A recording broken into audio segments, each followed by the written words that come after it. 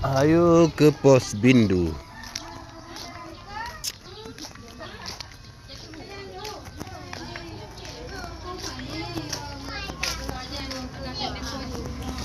Nyan suasana Pos Bindu lansia di Kampung Jabit. Nah, nyona bocil-bocil sih, menemani orang tua aja.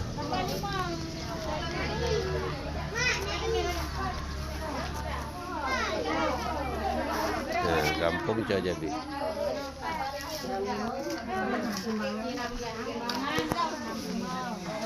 Nah, suasana pelayanan Pos Bindu di Kampung Jabit.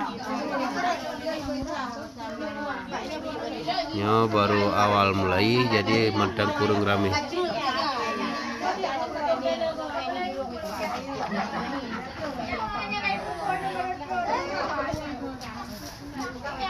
Terus pantau kesehatan masyarakat melalui kegiatan Pos Bindu, pos layanan kesehatan lansia.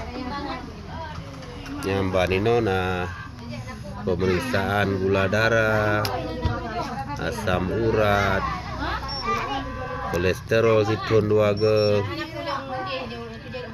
juga ada pemeriksaan tekanan darah tinggi.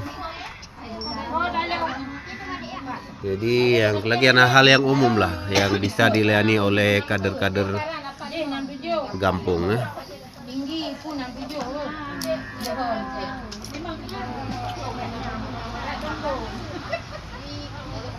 Oke, seperti ini aja dulu laporannya untuk Kemendesa.